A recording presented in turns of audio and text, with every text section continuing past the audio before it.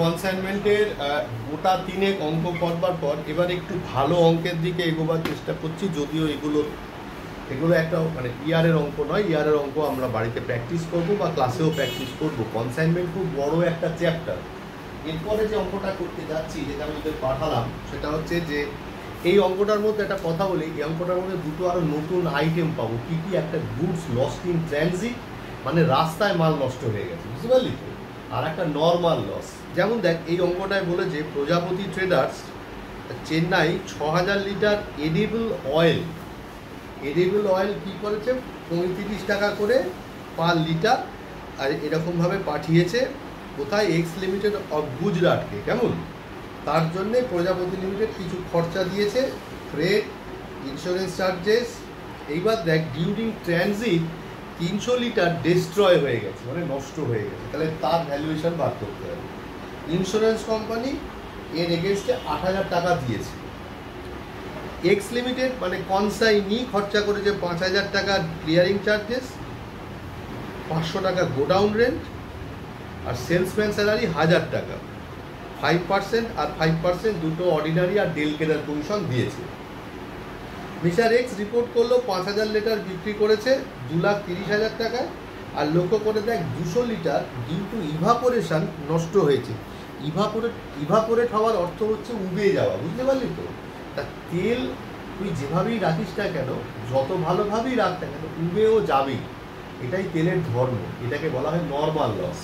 এটার একটা জায়গা আমরা এখানে পাবো। নর্মাল লসের কোনো ক্যালকুলেশন হবে না, শুধু কোয়ান্টিটি থেকে মাইনাস হয়ে যাবে। তারপরে কি বলেছে, একজন কাস্টমার যে 2000 টাকা মানে এডিবল অয়েল কিনেছিল, সে কি করেছে, মানে 50% অ্যামাউন্ট দিয়েছে তাকে এক্সকে,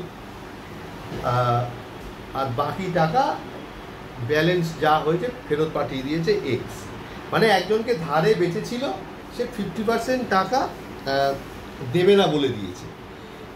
আর আমাকে কনসাইনমেন্ট অ্যাকাউন্ট করতে বলেছে। যদিও আমরা কনসাইনমেন্ট অ্যাকাউন্ট শুধু করব না, আরও অন্যান্য অ্যাকাউন্ট করব। তো তার আগে ভ্যালুয়েশনটা করি। প্রথম লিখি ওয়ার্কিংস, লিখলাম কোয়ান্টিটি লিটার, লিটারের বানান LITRES,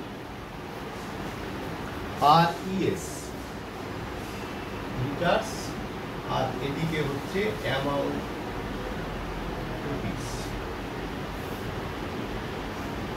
কি করলাম? Goods send. কত গুড সেন্ড করলাম? গুড সেন্ড করলাম 6000 লিটার। কত টাকা করে? 35 টাকা করে। তাহলে 6000 ইন্টু রুপিস 35 করলাম। তাহলে 6000 ইন্টু 35 যদি করি তাহলে কি হয়? 6000 ইন্টু 35 মানে হচ্ছে 2,10,000 টাকা। লিখলাম add কনসাইনর্স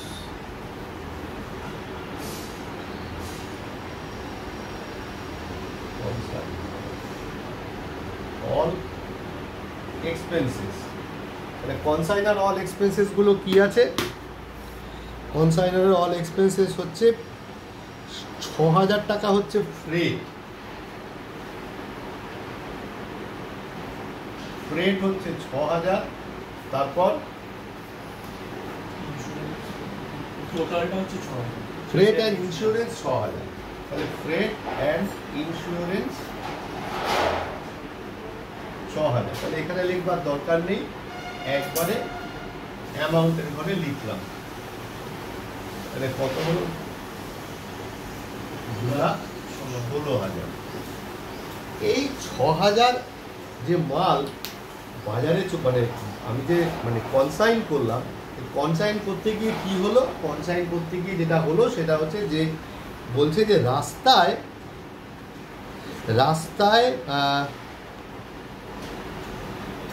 300 litre during transit, 300 litre during transit 300 litre destroy হয়ে গেল, মানে নষ্ট হয়ে গেল।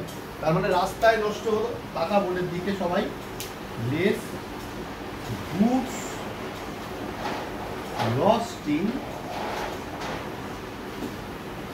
ট্রানজিট কি করে বার করবো টাকা। এই হচ্ছে বেস, 6000 লিটারের দাম 2,16,000, 2,16,000, তাহলে একের দাম কত বাই 6000 আর 300 দাম কত হলো। কি করে বার করবো, 2,16,000 ডিভাইডেড বাই 6000 ইন্টু 300 করলে হয় 10,800 টাকা। তাহলে এই মালটা তো নষ্ট হচ্ছে, তাই না? তাহলে কি করতে হবে, লেস করতে হবে। কত টাকা না 10,800 টাকা হলো। তাহলে কত হলো 5,700, আর এদিকে 2,16,000 মাইনাস হয়ে গেল 2,05,200, 2,05,200 টাকা। এই হয়ে গেল মাল কি হলো, কনসাইনির কাছে গিয়ে পৌঁছলো। ক্লিয়ার? এবার কনসাইনি কি খরচা করেছে, কনসাইনি খরচা করেছে ক্লিয়ারিং চার্জেস 5,000, গোডাউন রেন্ট দিয়েছে 500, সেলসম্যান স্যালারি দিয়েছে 1000। এর মধ্যে শুধু ক্লিয়ারিং চার্জেসটাই আসবে, তাই না? তাহলে কি লিখবো, add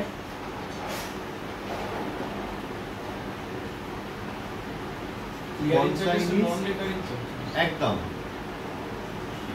consignee non-recurring expenses.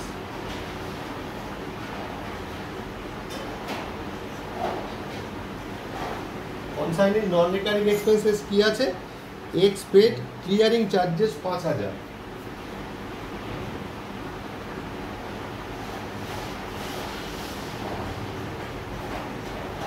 Clearing charges হচ্ছে 5,000, লিখলাম 5,000।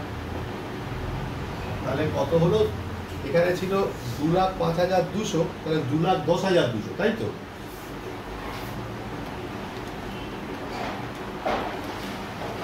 $2,10,200 হলো। এই 2,10,200 হলো। এইবারে কি হচ্ছে, এখানে তো কোনো এই ছিল না, তাহলে কত হলো 5,700 হলো। এইবার টাকা, এবারে বলছি কি যে 300 ডিস্ট্রয় হয়েছে, আর বলছে ইভাপোরেশনে কি একটা হয়েছে 200 litre lost due to evaporation, দেখেছিস তো? তাহলে এইটাকে বলবো আমরা নর্মাল লস। তাহলে লিখবো কি, লেস নর্মাল লস হচ্ছে 200। টাকা বোর্ডের দিকে একটু, এই যে 200 কোনো ক্যালকুলেশন হবে না, এখানে ড্যাশ হয়ে যাবে। তাহলে আলটিমেটলি গোডাউনে কি ঢুকলো, 5,700 থেকে 200 বাদ গেল, তাহলে হলো হচ্ছে গিয়ে 5,500। হ্যাঁ, আর তার দাম হচ্ছে 2,10,200 টাকা। এই ডবল লাখ করে, বুঝতে পারলি তো? এইটুকু হলো। হওয়ার পর দেখে নে আগে আরেকটুখানি। এবার সেল করছে কত, সেল করছে 5,000 লিটার, তাহলে লিখবো লেস সেল, সেল 5,000 মাইনাস করলে কত হয় 500, মানে কত হলো আনসোল্ড, আনসোল্ড কত 500। তাহলে কি হচ্ছে দেখ, 5,500টা মালের দাম 2,10,200, 2,10,200, একটা মালের দাম কত 5,500 ডিভাইড করবো, আর 500 মালের দাম কত, এটা কাটলো।